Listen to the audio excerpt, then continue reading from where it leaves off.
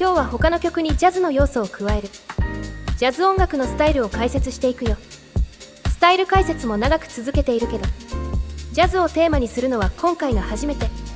ジャズは非常に複雑で難解な音楽だから需要は少ないだろうというのが理由だよ。現代でジャズはあまり流行していないから。素ので効果のあるスタイルも少ない。でもジャズの要素を取り入れた流行曲、流行ジャンルは非常に多いよ。ジャズそのものの需要はともかく、ジャズ風味の需要は高いわけだね。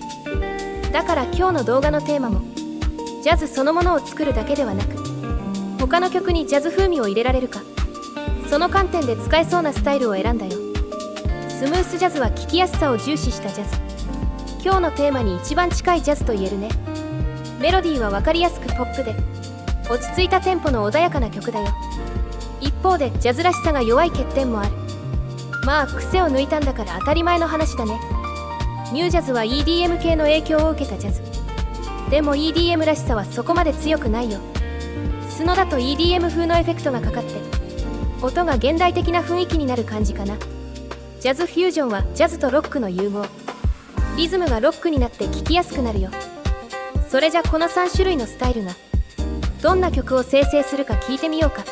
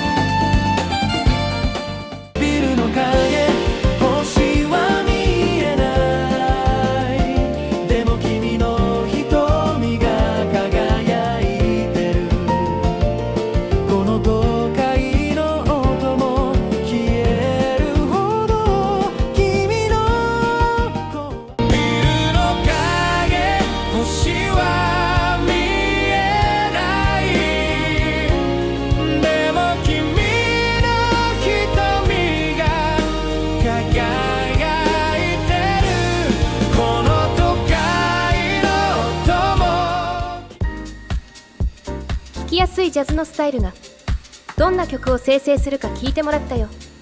ジャズの癖があまり強くないからいろいろな曲に軽いジャズ風味を足せる。ただそれでも人によっては聴きにくさを感じることはあると思う。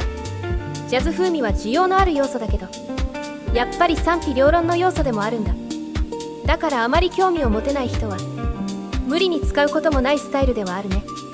動画の後半ではジャズの癖は強いけど強い特徴のあるスタイルを解説するよ。ビッグバンドはジャズ系のバンドのこと。サックスやトランペットなどの合奏になる。合奏だから音が非常に強いのが特徴。派手なジャズを作る時には向いているね。スウィングはジャズが由来のリズムのこと。日本語の跳ねるリズムに近いノリだよ。スノでのスウィングスタイルはリズムをスウィング風に変化させる。スウィングリバイバルにするとさらに効果が上がるから、これを紹介するよ。ただちょっと効果が強すぎるから普通のスウィングの方が使いやすいかも。ちなみにスウィングリバイバルはスウィングを多用する音楽ジャンルの一つ。ジプシージャズはジプシーの民族音楽とジャズを融合させた音楽ジャンルのこと。アコースティックギターが主役になる。ジャズとしては珍しい楽器編成になるよ。それじゃこの3種類のスタイルがどんな曲を生成するか聞いてみようか。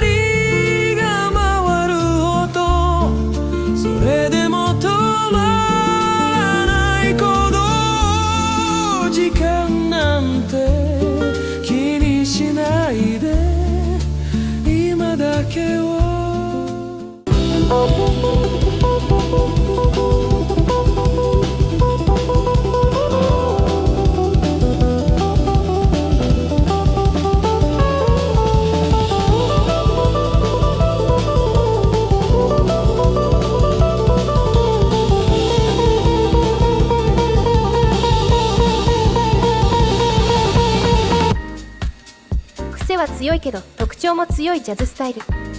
どんな曲を生成するか聞いてもらったよ。ジャズっぽさを消すのは難しいけど他にはない魅力的な特徴もあるね。曲にジャズ要素を足す方法は今日紹介したスタイルを使う以外にも他のジャンルにジャズ要素を加えたサブジャンル名をそのまま使う方法もある。例えば先ほどのボサノバみたいなジャズ要素のあるジャンルを使ってもいい。これは今までの動画で紹介してきたし今後の動画でも紹介していくから今回は特に改めて紹介はしないけどジャズ風味を入れる有力手段ではある。まあどの方法を使うにしてもジャズを足すと複雑な曲になりやすい。微妙な曲もできやすいと思うけど挑戦する価値はあるんじゃないかな。それじゃまたね。